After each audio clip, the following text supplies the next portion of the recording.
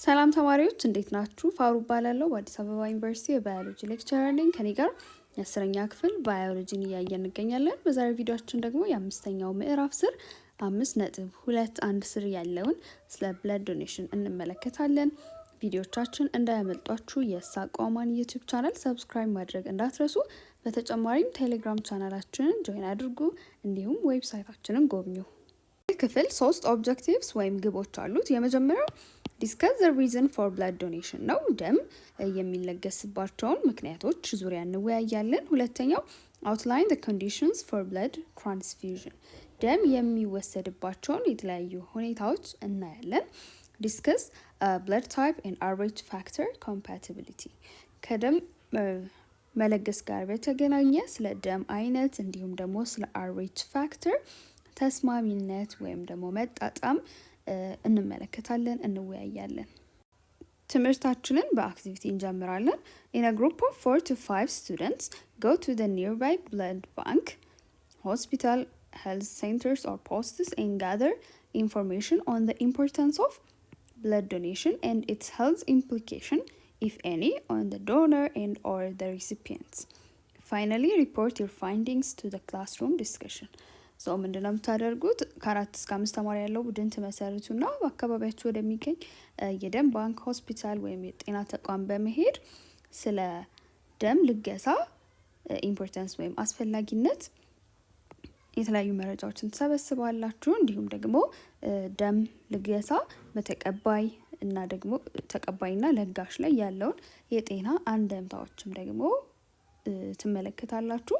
ከዛ የደረሳችሁበትን ለክፍል ውስጥ ለውይይት እንዲረዳ ሪፖርት ትዘግባላችሁ ማለት ነው። ከዛ ደግሞ አብረን እንመለከታለን። Blood is a very vital component of the human body. ደም የሰው አካል በጣም አስፈላጊ የሆነ ክፍል ነው። ስለ ደም ምንነት፣ ክፍሎች፣ ተግባራት በባለፈው ቪዲዮዎችም ብዙ ነገሮችን ተመልክተናል። In case of an injury, severe sickness or during operations, loss of a large quantity of blood may result in days.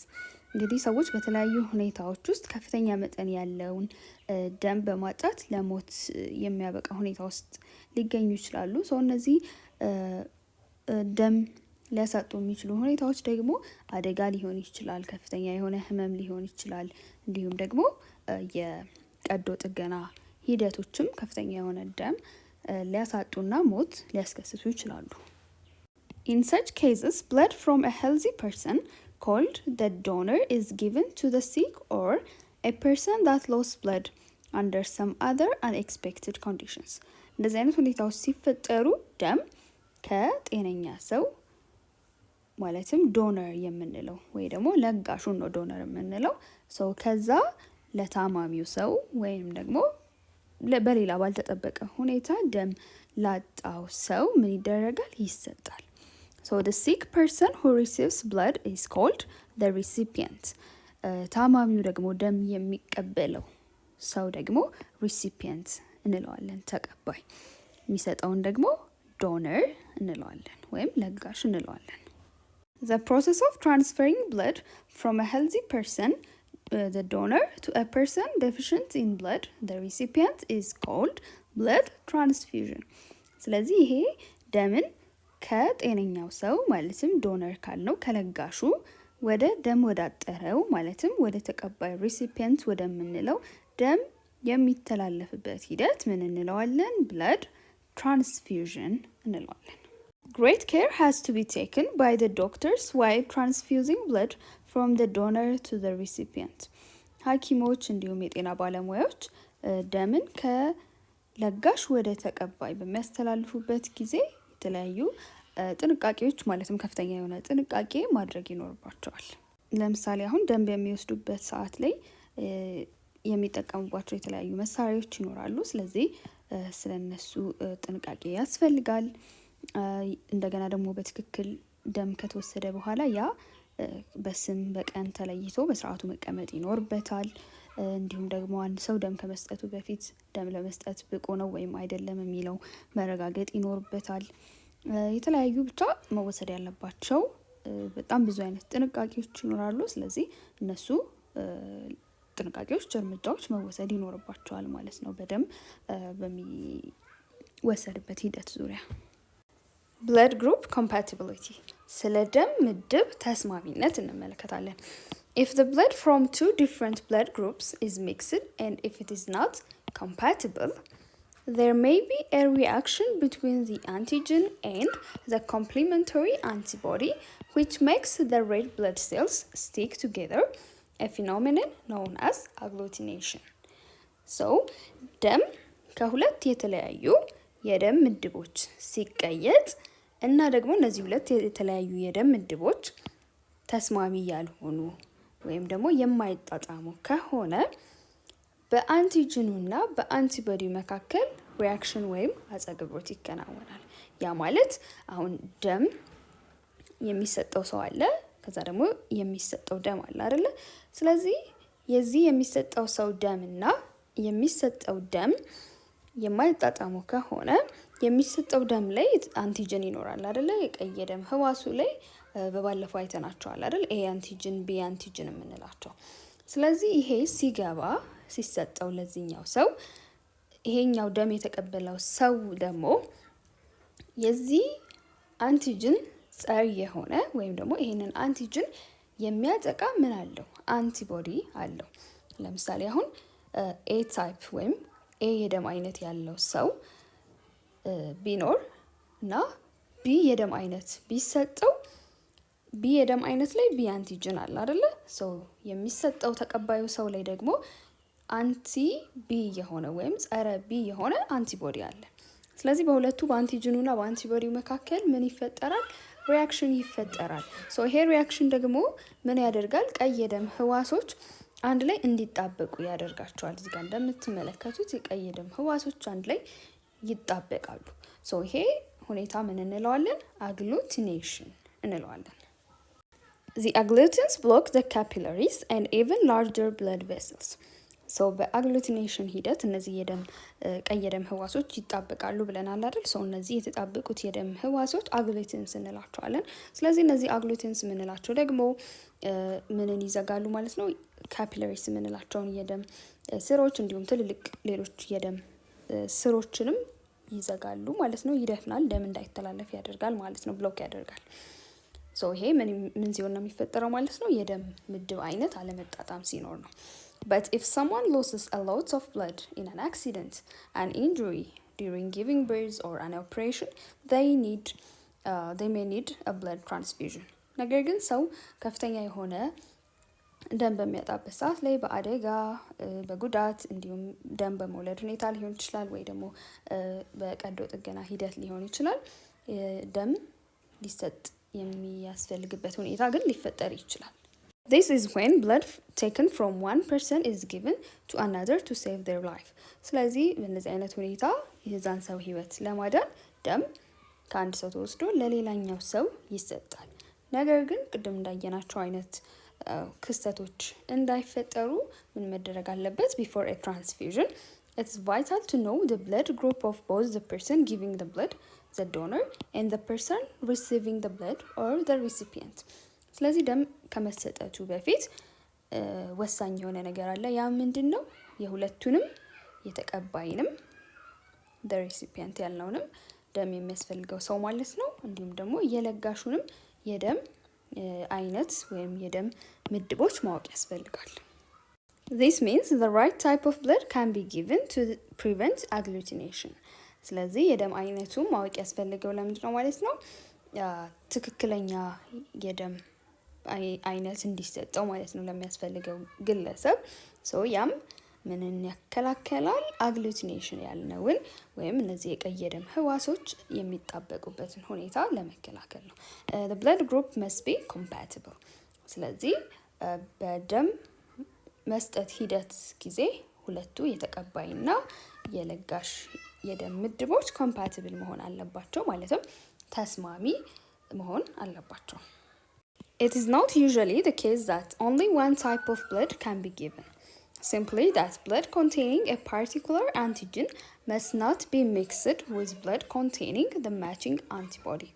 This is summarized in table 5.4. ይህንን ስንል እንግዲህ አንድ የደም አይነት ብቻ ነው መሰጠት የሚችለው ወይም ደግሞ አንድ ደም ከአንድ ደም ጋር ብቻ ነው ተስማሚ ሊሆን የሚችለው ማለታችን አይደለም። ምንድነው ይሄ ማለት? አንድን አንቲጅን የያዘ ደም ከምን ጋር መቀላቀል የለበትም? ከሱ ጋር ከሚዛመደው አንቲቦዲ ከያዘ ደም ጋር መቀየጥ የለበትም። ያ ማለት ኤ አንቲጅን የያዘ ደም ኤ አንቲቦዲ ከያዘ ደም ጋር መቀየጥ የለበትም ማለት ነው። For example, blood group O has no antigens, so it can be given to anyone. But someone who has blood group O has both antibodies, so they can only receive group O blood.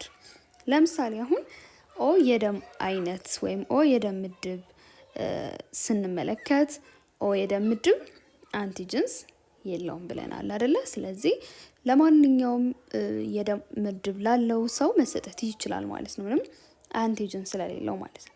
ነገር ግን ኦ የደም አይነት ላለው ሰው ደም መውሰድ የሚችለው ኦ የደም አይነት ካለው ሰው ብቻ ነው። ምክንያቱም ኦ የደም ምድብ አንታይ ኤ ኤንድ አንታይ ቢ አንቲቦዲስ አሉት። ማለትም ጸረ ኤም ጸረ ቢም አንቲጅን የሆነ አንቲቦዲ አለው። ስለዚህ ከኤም የደም አይነት ከቢም የደም አይነት ከኤቢም የደም አይነት ደም መቀበል አይችልም ማለት ነው፣ ምክንያቱም አንቲቦዲ ስላለው። ስለዚህ ከየት ብቻ ነው ማለት ነው ኦ የደም አይነት ደም መቀበል የሚችለው? ከኦ የደም ምድብ ብቻ ነው። On the other hand, someone with blood group AB which has no antibodies can receive any type of blood. በሌላኛው በኩል ደግሞ ስንመለከት ኤቢ የደም ምድብ ያለው ሰው ከየትኛውም የደም ምድብ ካለው ሰው ደም መቀበል ይችላል። ያለ ምንድነው? ኤቢ የደም አይነት የምንለው ምንም አንቲቦዲ የለውም። ስለዚህ ኤ አንቲጅንም ቢ አንቲጅንም የያዘ የደም አይነት ቢቀበል ከሱ ጋር ሪያክሽን የሚፈጥር ወይም እሱን የሚቃረን አንቲቦዲ የለም ማለት ነው። ስለዚህ ከኤም ከቢም ከኤቢም ከኦም ኤቢ የደም ምድብ ውስጥ ያሉ ሰዎች ደም መቀበል ይችላሉ። Figure 5.9 summarizes the compatibility of the different blood groups. So figure 5.9 ላይ ያለው ምስል ላይ እንመለከታለን። ያ ምንድነው የሚያሳየን? የተለያዩ የደም ምድቦች መካከል ያለውን ተስማሚነት አጠቃሎ የሚያስቀምጥልን ነው። እሱን እንመለከተዋለን። መጀመሪያ ይሄንን 5.4 ሰንጠረዥ እንመልከት። የተለያዩ የደም ምድብ ውስጥ ያሉትን አንቲጅንስ እና አንቲቦዲስ ነው አጠቃሎ ያስቀመጠልን። ስለዚህ የደም አይነቶች ኤ ቢ እና ኦ አሉ። ሶ ኤ ላይ ያለው አንቲጅን እንግዲህ ቀይ የደም ህዋሱ ላይ የምናገኘው ሞለኪውል ነው ብለናል። ሶ ኤ የደም አይነት ከሆነ ኤ አንቲጅን ነው የሚኖረው። ቢ የደም አይነት ከሆነ ደግሞ ቢ አንቲጅን፣ ኤ ቢ ደግሞ ኤ እና ቢ አንቲጅንስ፣ ኤም አንቲጅን ቢም አንቲጅን አለው። ኦ ደግሞ ስንመጣ አንቲጅን የለውም ብለናል።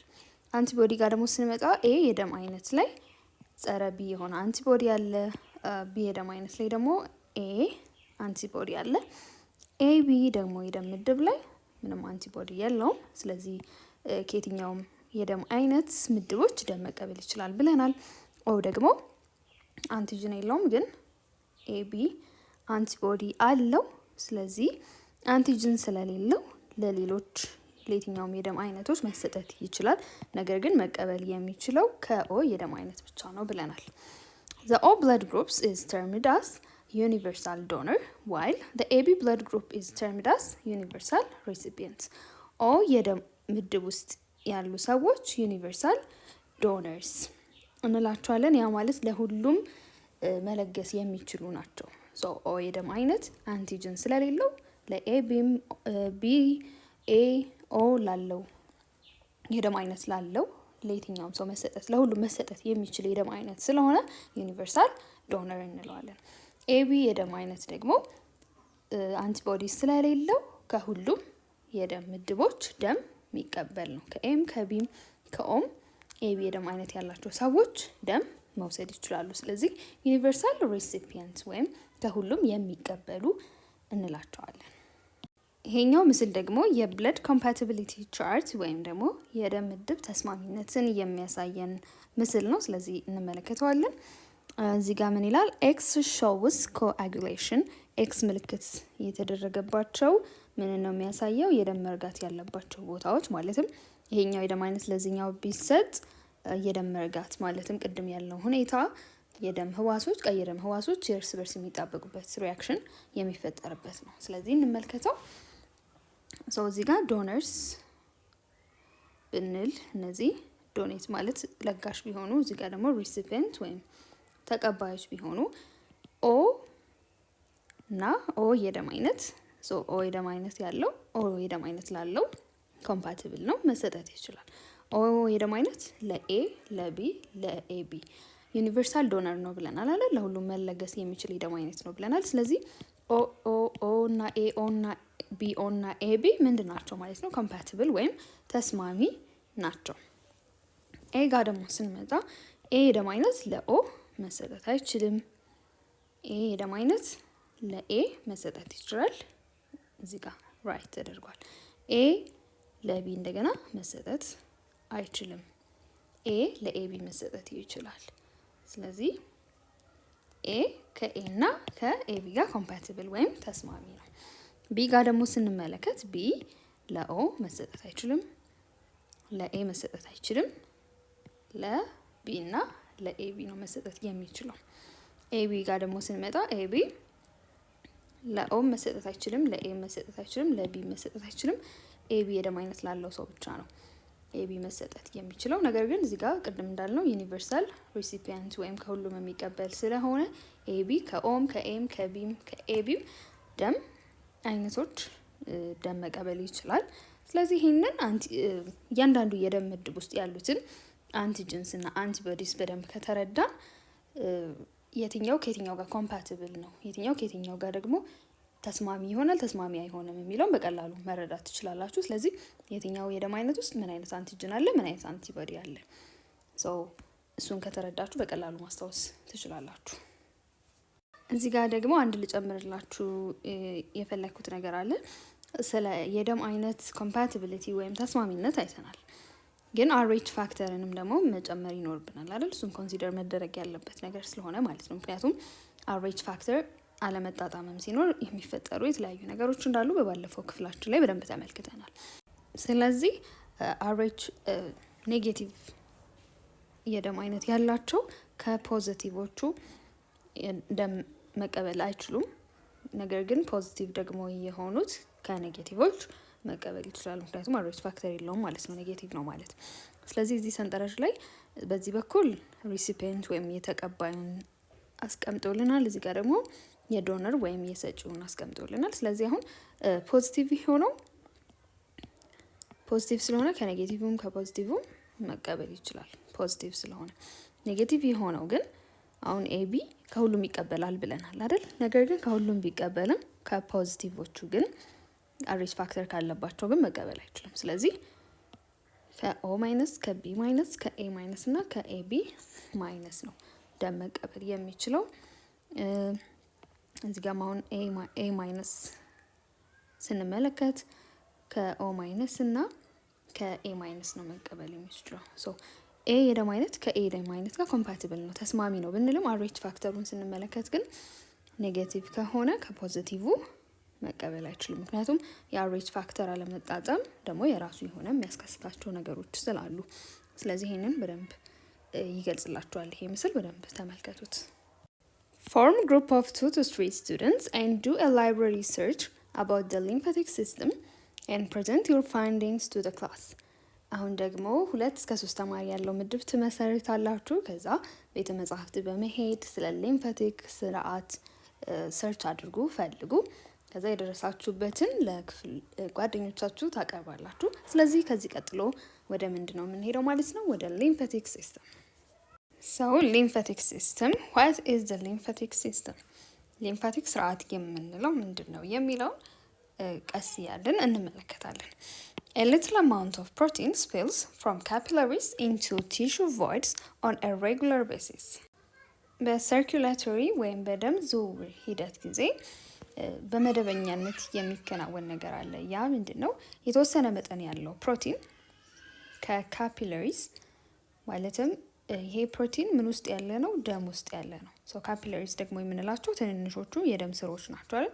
ሰው በደም ዝውውር ሂደት ውስጥ ደም በእነዚህ በካፒላሪስ ውስጥ በሚዘዋወርበት ሂደት ላይ እዚህ ደም ውስጥ ወይም የደም ፕላዝማ የምንለው ክፍል ውስጥ የተለያዩ ፕሮቲንስ አሉ ብለናል።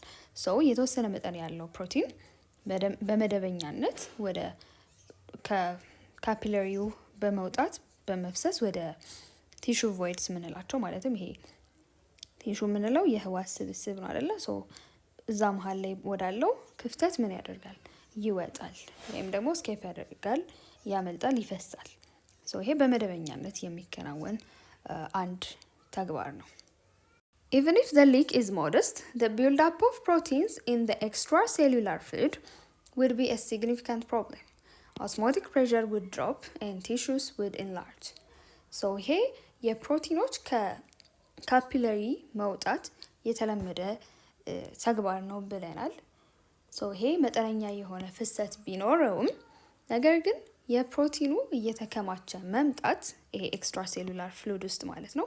ኤክስትራሴሉላር ፍሉድ የምንለው ይሄ ከካፒላሪ ውጪ ያለው እዚህ በህብረ ህዋሱ መካከል ባለው ክፍተት ከህዋሱ ውጪ ያለ ፍሉድ ወይም ፈሳሽ ነው ኤክስትራሴሉላር ፍሉድ የምንለው። ስለዚህ ይሄ ፕሮቲን ከዚህ ወጥቶ እዚህ ጋር እየተከማቸ በሚመጣበት ሰዓት ላይ የራሱ የሆነ ችግር ይዞ ይመጣል።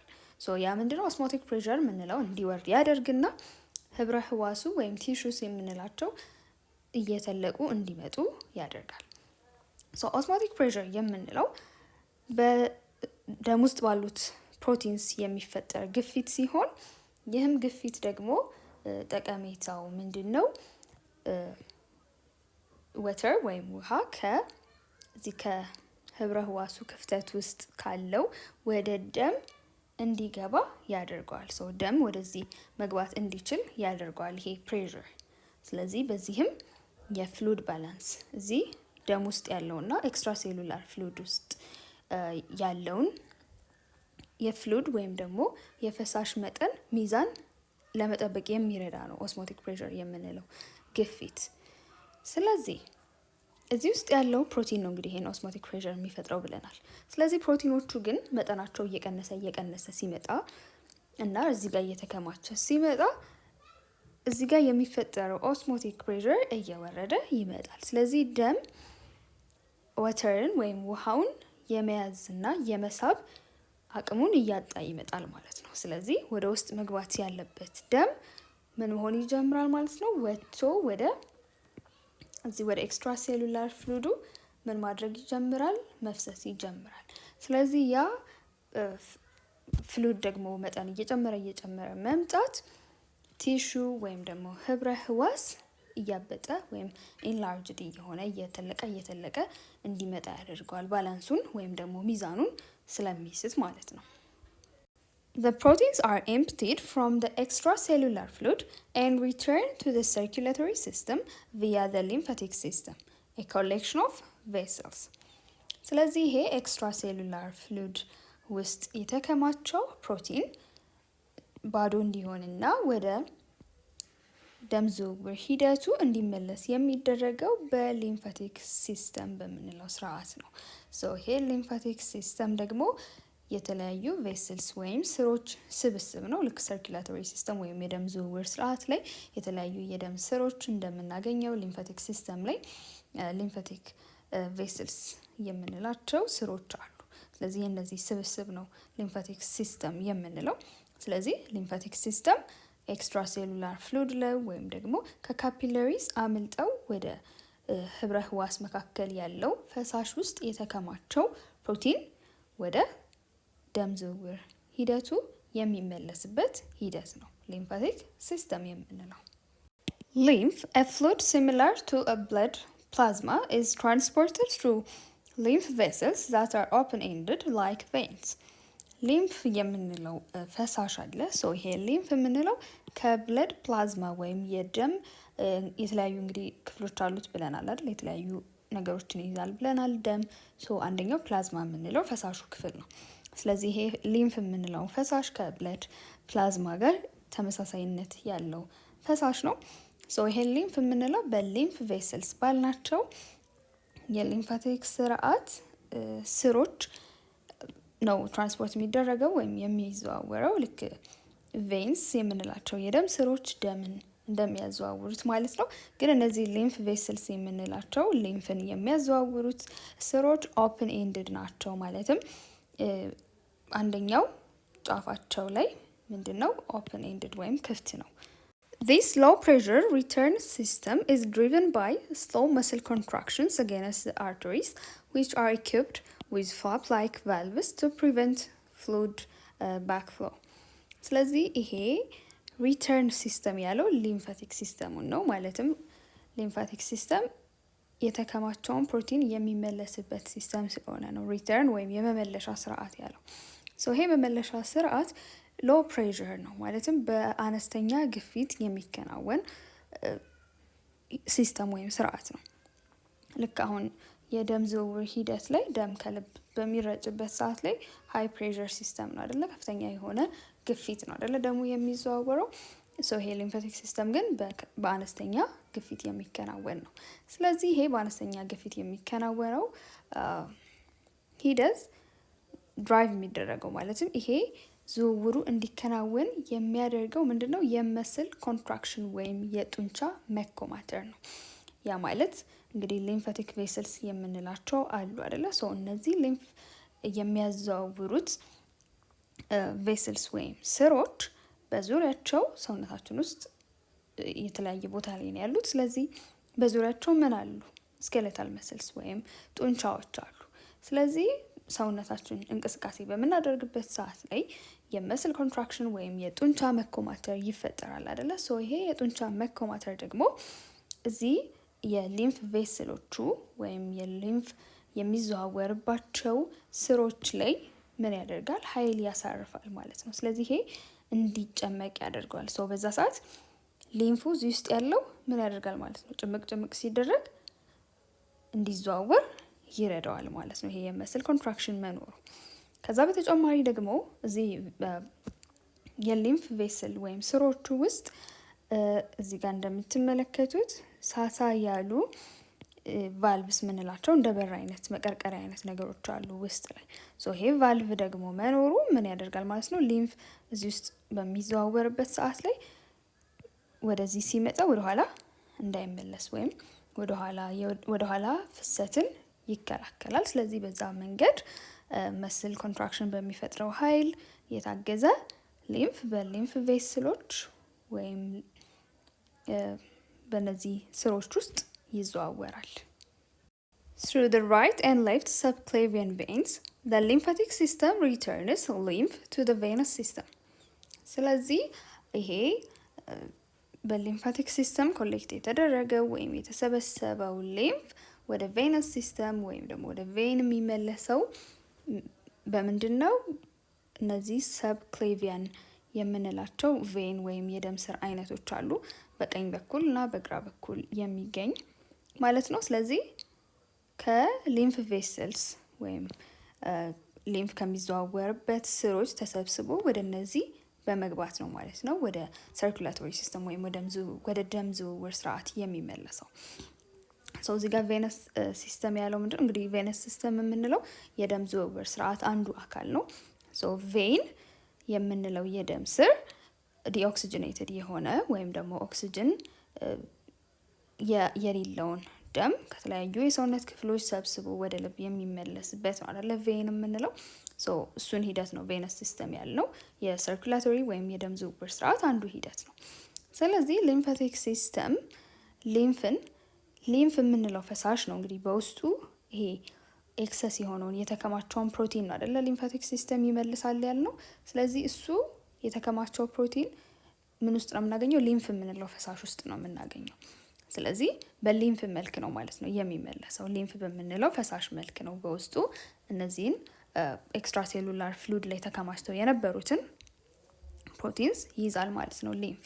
ስለዚህ ይሄ ሊምፍ በሊምፋቲክ ስርዓት ተሰብስቦ ይሄኛው በቀኝ በኩል እና በግራ በኩል ባሉት ሰብክሌቪያን ቬንስ በምንላቸው አማካኝነት ወደ ቬነስ ሲስተሙ ይመለሳል። ማለትም ወደ ደም ዝውውር ስርዓቱ ይመለሳል። እሺ ተማሪዎች አሁንም የምንሰራው አክቲቪቲ ይኖረናል። Based on your studies above and using internet, and books as a source of information outline the relationship between the lymphatic and the immune systems. So የተለያዩ መጽሐፎችን በማየት ኢንተርኔት ላይም በመፈለግ እንዲሁም ደግሞ ስለ ሊምፋቲክ ሲስተም አሁን የተመለከትነውን በመጠቀም በሊምፋቲክ ስርዓትና በበሽታ መከላከል ስርዓት መካከል ያለውን ግንኙነት ዘርዝሩ ነው የሚለው። ስለዚህ አሁን ከዚህ ቀጥሎ ሊምፋቲክ ሲስተም ምን እንደሆነ አይተናል አይደል? ሶ ሊምፋቲክ ሲስተም ከኢሚዩን ሲስተም ወይም ከበሽታ መከላከል ሂደት ጋር ምን ያገናኘዋል የሚለውን ነገር እንመለከታለን። Lymph nodes are enlargements that appear in the lymph channel at regular intervals. ሊምፍ ኖድስ ደግሞ የምንላቸው አሉ በዚህ በሊምፋቲክ ስርዓት ውስጥ ማለት ነው። ሊምፍ ኖድስ የምንላቸው እዚህ ጋር የምትመለከቷቸው እንደዚህ ተለቅ ተለቅ ያሉ እንደዚህ አበጣ አበጣ ያሉ ነገር የሚመስሉት ነገሮች ናቸው ሊምፍ ኖድስ የምንላቸው። ሶ እነዚህ ሊምፍ ኖድስ በአጠቃላይ በዚህ በሊምፍ በሚዘዋወርበት ስርዓት ማለትም በሊምፍ ቬስሎቹ ወይም ሊምፍ በሚዘዋወርባቸው ስሮች ላይ እናገኛቸዋለን። በሆነ ያህል ርቀት ላይ በሆነ መደበኛ በሆነ ርቀት ላይ አሁን እዚህ ጋር ሊምፍ ኖድስ ካሉ የሆነ ርቀት በኋላ ደግሞ እንደገና ሊምፍ ኖድስ እናገኛለን። አሁንም ከሆነ ርቀት በኋላ እንደገና ሊምፍ ኖድስ እናገኛለን። These contain white blood cells that through the process of phagocytosis filter out any bacteria present. ሊምፍ ኖድ የምንላቸው ውስጥ ነጭ የደም ህዋሶች አሉ። እነዚህ ነጭ የደም ህዋሶች ከሊምፍ ጋር ተቀላቅሎ የሚመጣ ባክቴሪያ እዛ ውስጥ ሊምፍ ካለ ያንን በማጣራት ፋጎሳይቶሲስ በሚባለው ሂደት እንዲወገዱ ያደርጋሉ ማለት ነው። ፋጎሳይቶሲስ የምንለው ሂደት አንደኛው ህዋስ ማለትም ነጭ የደም ህዋሱ ይሄን ባክቴሪያውን የሚውጥበት ሂደት ነው። ሶ በዛ ሂደት እንዲወገድ ያደርጋል። ስለዚህ ሊምፋቲክ ሲስተም ላይ ያሉት እነዚህ ሊምፍ ኖድስ የምንላቸው ያለማቋረጥ ሊምፍ የምንለው ፈሳሽ እዚህ ውስጥ በሚዘዋወርበት ሂደት ውስጥ እዚህ ውስጥ የሚገኙ በሽታ ተዋሲያን ባክቴሪያን ያጣራሉ።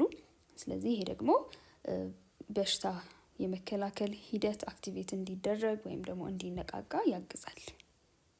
Lymph nodes store lymphocytes in addition to screening damaged cells and debris from the lymph. ከዚህ በተጨማሪ እነዚህ ሊምፍ ኖድስ ውስጥ ሊምፎሳይትስ የምንላቸው የነጭ ደም ህዋሶች ስቶር ይደረጋሉ፣ ይከማቻሉ። እንዲሁም ደግሞ እነዚህ ሊምፍ ኖድስ ሊምፉን ከተለያዩ ባክቴሪያዎች ያጣራሉ ብለናል አይደለ? ከባክቴሪያም በተጨማሪ ደግሞ ዳሜጅድ የተጎዱ ህዋሶች ካሉ እሱን ያጣራሉ። እንዲሁም ደግሞ ደብሪ የምንለው ፍርስራሾች ማለትም የህዋስ ወይም የተለያዩ ክፍሎች ስብርባሪዎች ፍርስራሾች ካሉ እሱንም ያጣራል። ሶ ይሄ ሊምፍ ወደ ሰርኩላቶሪ ሲስተም ወይም ወደ ደም ዝውውር ስርዓቱ ነው አይደለም የሚመለሰው። ስለዚህ ወደዛ ከመመለሱ በፊት እዚህ ጋር በሊምፋቲክ ሲስተም ውስጥ ባሉት ሊምፍ ኖድስ ባሉበት ቦታ ሁሉ ስክሪን እየተደረገ እየተጣራ ነው የሚሄደው ሊምፉ። ሶ ሊምፍ ኖድስ ጠቀሜታቸው እነዚህ ናቸው። The lymph nodes in your neck can expand when you have a sore throat. So lymph nodes ደግሞ የምንላቸው ኤክስፓንድ እንደዚህ ስፍት ብለው ማለትም አብጠው የሚገኙበት ሁኔታ ሊፈጠር ይችላል። ለምሳሌ አሁን አንገታችን አካባቢ ያለው ሊምፍ ኖድ ምን ሲሆን ሊያብጥ ይችላል? የጉሮሮ ቁስለት ሲኖር ሊያብጥ ይችላል። ሶ ይሄ የጉሮሮ ቁስለት ሊፈጠር የሚችለው ወይ በባክቴሪያ ወይ ደግሞ በቫይረስ ኢንፌክሽን ሊሆን ይችላል አይደለ? ስለዚህ በዚህ ሰዓት ይህ ሲፈጠር ሊምፍ ኖድስ እዚህ አካባቢ ያሉት ሊምፍ ኖድስ ይሄንን ኢንፌክሽን ለመዋጋት ምን ያደርጋሉ? አክቲቬትድ ይሆናሉ፣ ይነቃቃሉ። ሶ ያ ሂደት ነው ሊምፍ ኖዶቹ እንዲያብጡ የሚያደርገው። ስለዚህ ይሄ እብጠት ምን ነው ማለት ነው የሚያመላክተው? ሰውነታችን ኢንፌክሽኑን ለመከላከል አክቲቭሊ እየሰራ መሆኑን ያሳያል። What are the functions of the lymphatic system? የሊምፋቲክ ስርዓት ተግባራቶች ምንድን ናቸው ይላል። ሶ ከዚህ ቀጥሎ ደግሞ ተግባራቶቹን ተራ በተራ እንመለከታለን። The key functions of the lymphatic system includes ቁልፍ የምንላቸው የሊምፋቲክ ሲስተም ተግባራቶቹን እንመለከታለን። የመጀመሪያው returns excess interstitial fluid to the blood. ከመጠን በላይ የሆነውን ኢንተርስቲሻል የምንለውን ፈሳሽ ወደ ደም ይመልሳል ሊምፋቲክ ሲስተም የምንለው። ቅድም ምን ብለን ነበረ? ኤክስትራ ሴሉላር ፍሉድ የምንለው ወይም ደግሞ ከህዋሱ ውጭ ያለው ፍሉድ እንዳለ ኤክስትራ ሴሉላር ፍሉድ እንለዋለን ብለናል አይደል? ሶ እዛ ኤክስትራ ሴሉላር ፍሉድ ውስጥ ደግሞ ኢንተርስቲሻል ፍሉድ የምንለዋለን። ይሄ ኢንተርስቲሻል ፍሉድ የምንለው ደግሞ ኤክስትራ ሴሉላር ፍሉድ አይነት ሆኖ ይሄ ፈሳሽ የሚገኘው እዚህ ቲሹ የምንለው ማለትም ይሄ ህብረ ህዋስ ውስጥ በአንድና በሌላው ህዋስ መካከል ያለውን ክፍተት የሚሞላውን ነው ኢንተርስቲሻል ፍሉድ የምንለው ፈሳሽ። ሶ ይሄ ኢንተርስቲሻል ፍሉድ የምንለው ከመጠን በላይ መሆን የሚጀምረው መቼ ነው አለን ቅድም?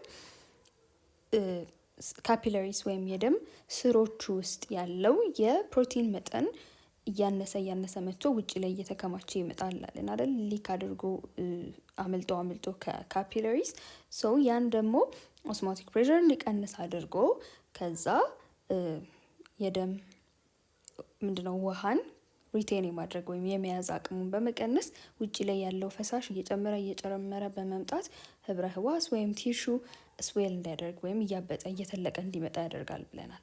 ስለዚህ ይሄ ኤክሰስ የሆነ ፍሉድ ወይም ደግሞ ከመጠን በላይ የሆነ ኢንተርስቲሻል ፍሉድ በመኖሩ ነው ማለት ነው። ስለዚህ ይሄ ኤክሰስ የሆነውን ከመጠን በላይ የሆነውን ኢንተርስቲሻል ፍሉድ ወደ ደም ወይም ደግሞ ወደ ደም ዝውውር ስርዓቱ የሚመልስልን ሊምፋቲክ ስርዓት ነው። ስለዚህ በዚህ እሱን ኤክሰስ የሆነውን ከመጠን በላይ የሆነውን ፈሳሽ በመመለስ የፈሳሽ መጠንን ሚዛናዊነት እንዲጠብቅ ያደርጋል። ሶ ይሄ አንደኛው ቁልፍ ተግባሩ ነው። ሁለተኛው ቁልፍ ተግባራቸው አብዞርፕሽን ኦፍ ፋት ኤንድ ፋት ሶሉብል ቫይታሚንስ የስብ እና በስብ የሚሟሙ ቫይታሚንስ ምጠት ላይ ደግሞ ተግባር አላቸው እነዚህ lymphatic system የምንለው። So the absorption of fat and fat soluble vitamins from the digestive system and the subsequent transport of these substances to the venous circulation. So ከዳይጀስቲቭ ሲስተም ወይም ደግሞ ከምግብ መፈጨት ሂደት ፋት ስብን እንዲሁም ደግሞ በስብ የሚሟሙ ቫይታሚኖችን አብዞርብ በማድረግ በመምጠት ወደ ቬነስ ሰርኩሌሽን ወይም ደግሞ ወደ ደም ዝውውር ሂደት በተከታይነት እንዲገባ ያደርጋል። ሶ ይሄንን ስንመለከት ምን ማለት ነው? እንግዲህ ምግብ ስንመገብ በምግብ መፈጨት ሂደት አልፎ የተለያዩ እዛ ውስጥ የሚገኙ ንጥረ ነገሮች አብዞርብ ይደረጋሉ። ለምሳሌ አሁን ካርቦሃይድሬት ያለበት ምግብ ቢኖር እሱ ተፈጭቶ እዛ ውስጥ ያለው ግሊኮስ ቀጥታ ወደ ደም ዝውውር ስርዓት ይገባል። ሰው ከደም ጋር መዘዋወር ይችላል። ነገር ግን ስብና አንዳንድ በስብ የሚሟሙ የምንላቸው ቫይታሚንስ ለምሳሌ ቫይታሚን ኤ፣ ቫይታሚን ዲ አይነቶቹ ልክ እንደ ግሊኮስ በቀጥታ ከዳይጀስቲቭ ሲስተም ወደ የብለድ ስትሪም ወይም ደግሞ ወደ ደም መግባት አይችሉም። ስለዚህ ከሱ በፊት ይሄ ፋት እና ፋት ሶሉብል የምንላቸው ቫይታሚንስ ወደ ምን ማለፍ አለባቸው? ወደ ሊምፋቲክ ሲስተም መግባት አለባቸው። እዚህ አንጀት ውስጥ የውስጠኛው ክፍል ላይ ቪላይ የምንላቸው ልክ እንደ ጣት የሚመስሉ ቅጥያዎች አሉ። ይሄ እዚህ ጋር የምንመለከተው ማለት ነው። ስለዚህ እነዚህ ቪላይ ውስጥ የአንጀት ቪላይ ውስጥ ላክቲልስ የምንላቸው ለዚህ አገልግሎት የሚውሉ የሊምፋቲክ ቬስልስ አሉ። የሊምፋቲክ ቬስል አይነቶች ናቸው፣ ግን ልዩ ሆነው ለዚህ ለፋት እና ለፋት ሶሉብል ቫይታሚን ምጠት የሚውሉ ናቸው እነዚህ ቱቦዎች ወይም ደግሞ እነዚህ ስሮች።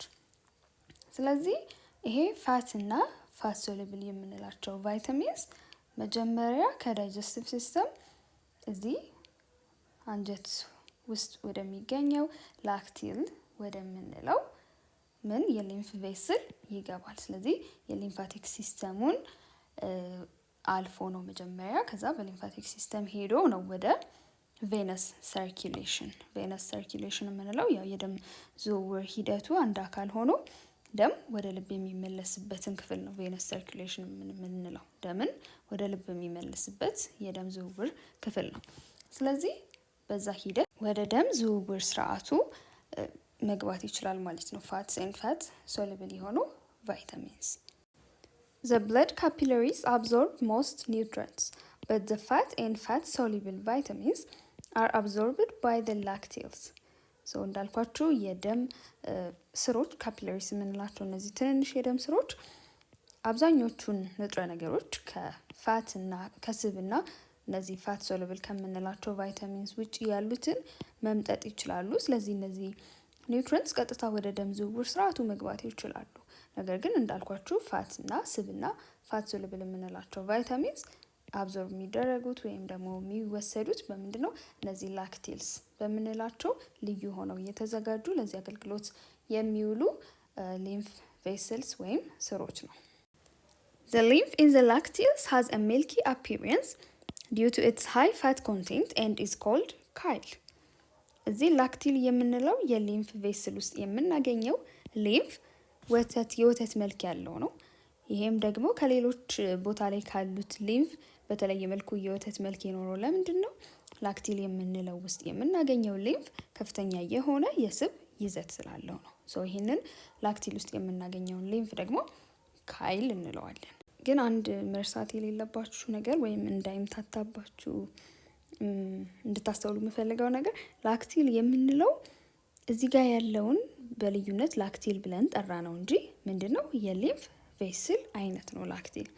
እንደገና ይሄ ካይል የምንለው ደግሞ እዚህ ላክቲል የምንለው የሊምፍ ቬስል ውስጥ የምናገኘውን ሊምፍ ነው። ግን ሊምፍ ነው በቃ ልክ እንደ ሌሎቹ ሁሉ ሊምፍ ነው። ግን ይሄ በተለየ ሁኔታ ከፍተኛ የሆነ የስብ ይዘት ስላለው የተለየ ስያሜ ተሰጥቶት ካይል እንለዋለን።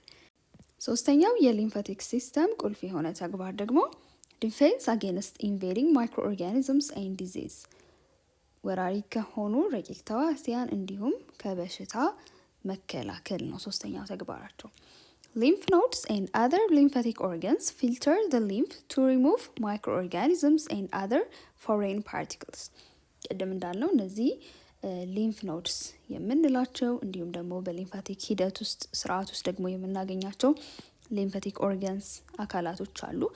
ሊምፍ ኖድስም ሊምፍ ኦርጋንስም እነዚህን ሊምፉን ወይም ደግሞ ይሄ በሊምፋቲክ ስርዓት ውስጥ የሚዘዋወረው ፈሳሽ ሊምፍ እንለዋለን ብለናል አይደል? እሱን ያጣራሉ ብለናል። ሊምፉን አጣርተው ረቂቅ ተዋሲያንን ያስወግዳሉ። እንዲሁም ደግሞ ሌሎች እንግዳ የሆኑ ቅንጣቶች ፓርቲክልስ ካሉ እሱን በማስወገድ ሰውነትን ከበሽታ አምጪ ከሆኑ ተዋሲያን ዲፌንድ ያደርጋሉ ወይም ይከላከላሉ። Lymphatic organs contain lymphocytes that destroy invading organisms. Lymphatic organs የምንላቸው የሊምፋቲክ ስርዓቱ አካላት ሊምፎሳይትስ የምንላቸውን የነጭ የደም ህዋስ አይነቶች ይይዛሉ። እነዚህ የነጭ የደም ህዋሶች ደግሞ እነዚህ ወራሪ የሆኑ ፍጥረታትን ወይም በሽታ አምጪ የሆኑ ተዋሲያንን ረቂቅ ተዋሲያንን ዲስትሮይ ያደርጋሉ ወይም ደግሞ ያጠፋሉ፣ ያስወግዳሉ። ሊምፋቲክ ኦርጋንስ የምንላቸው ስፕሊን፣ ጣፊያ፣ ታይመስ፣ ቶንሲልስ፣ ሊምፍ ኖድስ ራሳቸው እነዚህ ሊምፋቲክ ኦርጋንስ ናቸው። እዚህ ውስጥ ነው ማለት ነው እነዚህ ሊምፎሳይትስ የምንላቸው ነጭ የደም ህዋሶችን የምናገኘው። የዛሬው ቪዲዮችን ይሄንን ይመስል ነበር። በቀጣይ ደግሞ የሊምፋቲክ ሲስተም ኮምፖነንትስ ወይም አካላት እንዲሁም ደግሞ ኦርጋንስ ኦፍ ዘ ሊምፋቲክ ሲስተም ያልናቸውን እንመለከታለን። እስከዛው ሰላም ቆዩኝ።